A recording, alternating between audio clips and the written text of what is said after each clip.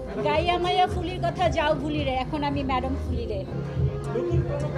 কাজ তো আমরা নিজেদের জন্য করি না যে নিজে ঘরে বসে দেখবো তা না। প্যানোরামা সেকশনে শরত জবা অফিসিয়ালি সিলেক্টেড হয়েছে। একটা আর্টিস্টের জন্য অ্যাওয়ার্ড অনেক বড় একটা ব্যাপার। সর্বোচ্চ রাষ্ট্রীয় সম্মান পাওয়ার পর আমি বিরতিতে গিয়েছি। ব্যক্তিগত কিছু সীমাবদ্ধতা, কিছু সমস্যা ছিল। Love you. আমি সবার কাছে দোয়া চাই, ভালোবাসা চাই এবং পুরো বাংলাদেশের জন্য আমরা সবাই যেন দোয়া করতে পারি আমাদের দেশটা যেন ভালো থাকে। আর অ্যাওয়ার্ড এটা সবসময় ইন্সপায়ার দেয়। একটা আর্টিস্টের জন্য অ্যাওয়ার্ড অনেক বড় একটা ব্যাপার। তো সবাই ভালো থাকবেন। যারা আমাকে এই অ্যাওয়ার্ডটা দিয়েছেন তাদের প্রতি আমি অনেক কৃতজ্ঞ, এবং আপনারা যারা এখানে আছেন সবার প্রতি আমার অনেক ভালোবাসা এবং কৃতজ্ঞতা। আপনারা সবাই ভালো থাকবেন, সবাই সবার জন্য দোয়া করবেন। ওকে, লাভ ইউ, টেক কেয়ার। গাইয়া মাইয়া ফুলির কথা যাও ভুলি রে, এখন আমি ম্যাডাম ফুলি রে। ওকে, সব কিছু উপরওয়ালা ইচ্ছা। আমি তো কাজ করতে চাই, যদি উপরওয়ালা চাই আমার রিজিক যদি থাকে কাজ করার, তো আমি অবশ্যই কাজ করব। আমি আশা করি। ফুলিকে কি ভুলে যাওয়া সম্ভব আপু? Never ever. ম্যাডাম ফুলিকে ভুলে যাওয়ার মতো না, আমি সেরকম কাজ করিনি। আল্লাহ যদি আমাকে বাঁচিয়ে রাখে ইনশাল্লাহ দেখতে পাবো, আশা করি।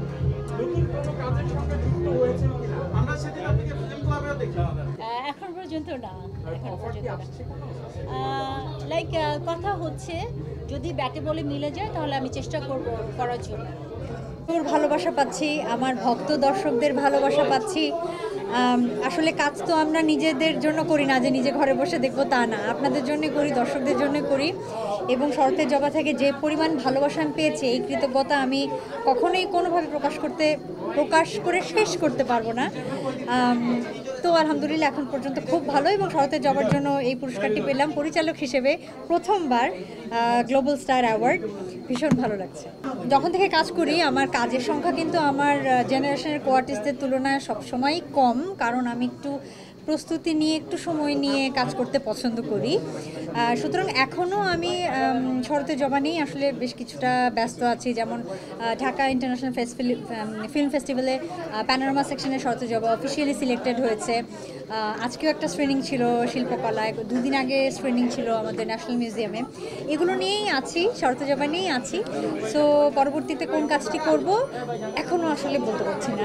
না, অভিমান একদম ছিল না, এটা ভুল। কারণ হচ্ছে আমি কাজ করা ছেড়েছি আসলে 2018-তে, একদমই যখন আমি শঙ্খচিলের জন্য জাতীয় চলচ্চিত্র পুরস্কার পাই শ্রেষ্ঠ অভিনেত্রী হিসেবে।